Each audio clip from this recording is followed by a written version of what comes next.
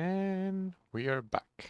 And sure enough, when I print it, um, I measure it with a ruler, and sure enough, each of those is 1.5 by 1.5, which is exactly what we asked for. Um, so now the question is, given a folder, how to auto generate this so that it gives us what we need. So we could create a very simple uh, .NET program. And at this point, I'm gonna do launching .NET here. I'm gonna launch a console application, but with F sharp. And then the F sharp. Next.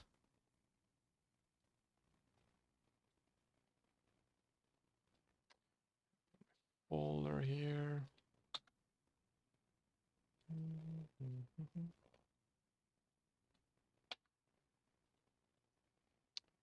Call it something similar image processor.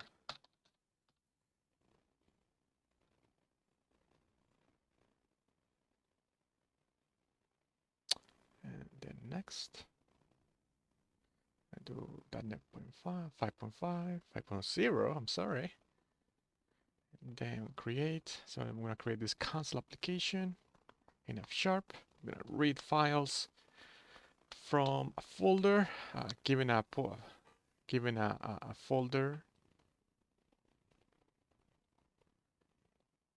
So what we're gonna do is that the first thing we're gonna do is we're gonna say input folder equals our first parameter from the command line. And then what we're gonna do is that we're gonna collect all the file names.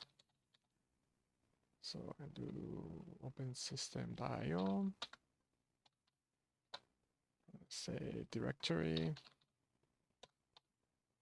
get files, input folder, oopsies. And then it should give us a collection of strings. But then what we also want to do is we just want the relative path. So we're going to do correct path. Grab a function here that for every file we're going to path relative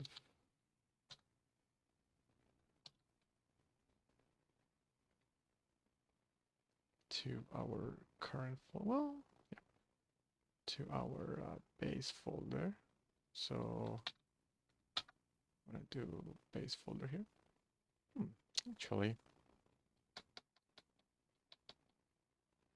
I have a better idea. We're gonna create the HTML inside the same folder as the images. So file name. I'm just gonna get the file name.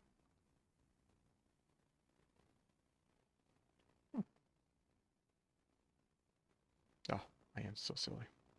F. We actually can make this, so we should be able to make this just like that. Oh, of course we have to map it. It's actually a map. So we're gonna do sequence dot map. That just means that for every item in here, we're gonna map that item by executing this function here. So we're gonna get the file names only. And then we're going to generate our HTML. So I'm gonna do something very bad. I'm just gonna copy this, and I'm just gonna add it here. And I say it's very bad because there are probably more sophisticated ways of doing this. But we're just gonna do it this way. we're gonna read from a file to have our template. It's gonna be unknown because we don't want Visual Studio to treat a file as part of the project, but we do want it to copy always because it's gonna be a file. It's gonna be used in the runtime. So this file, however, what we want is somehow we're gonna have a formatted here. So we're gonna do one here because that's our placeholder for a string that format. And inside the code, we're gonna inject all these things.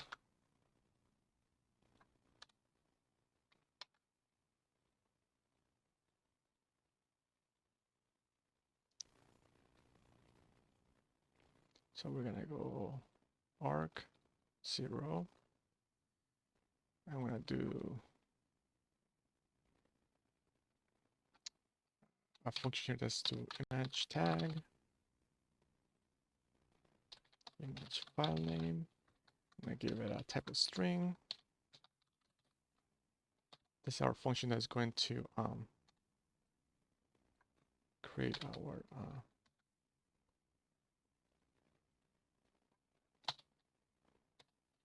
you know what, actually? I think string interpolation works in F sharp. Try that. F sharp string interpolation. I think that's a feature they added, so let's see.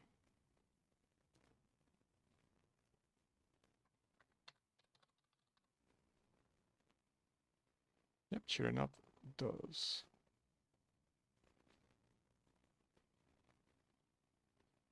Oh, but I still have to escape the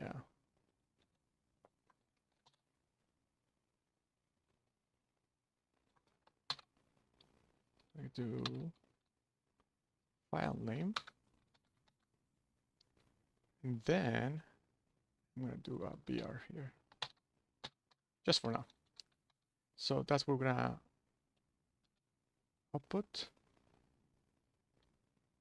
And then I'm gonna tell it that, oh, you know what? We don't want the file names. We actually want the image tags. I'm just gonna pipe.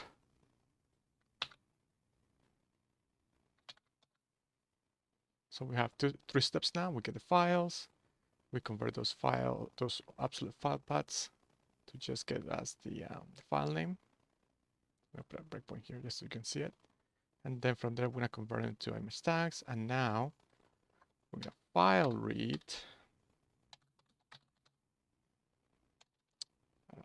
So file contents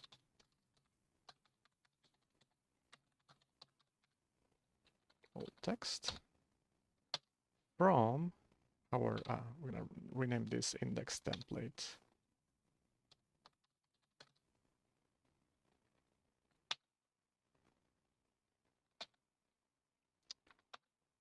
We're gonna rate it a runtime, and then we want to string format that. Actually, let's rename this as template contents.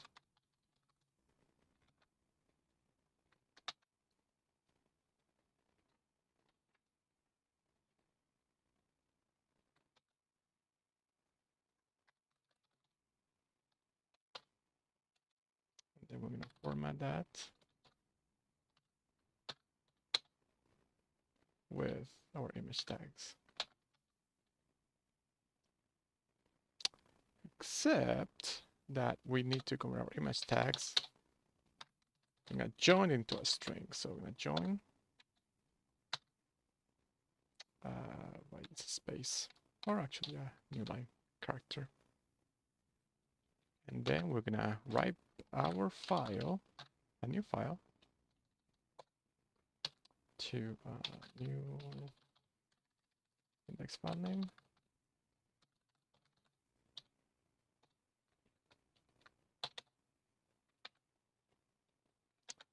Index file name is going to be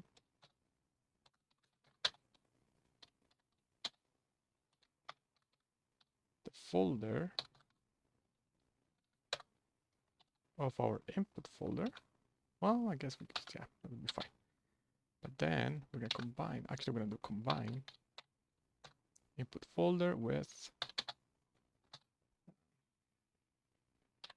images index.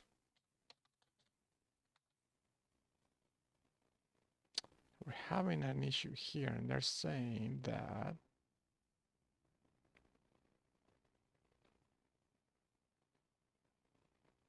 we need maybe we need to change it to an array. Sec to array, maybe? Nope. That's because of the system. I know why. There is a string join in a F sharp, but I'm just gonna do this. We're just gonna do a string join directly in here. But I think there's an F sharp way of doing it. I'm not gonna try to do it now. And we'll see what happens.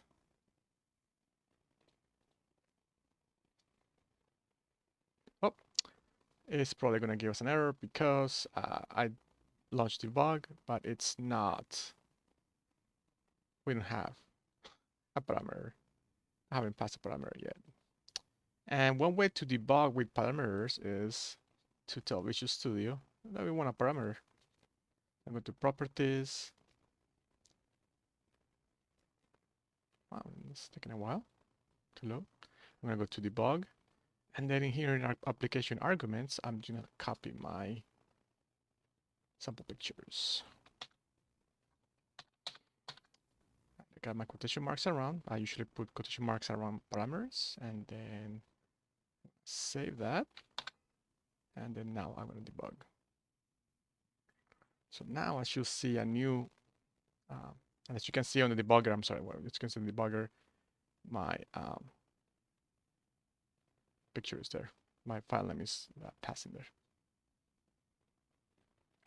So I'm gonna continue debugging. Oh, input was not in correct format. And that's because of this guy right here. So it's thinking that this we need to escape that. I think it's just this first one, so we'll try that now. When you're having a template and the template requires curly braces, then you need to escape your curly braces. Basically, curly braces that you want to output as curly braces.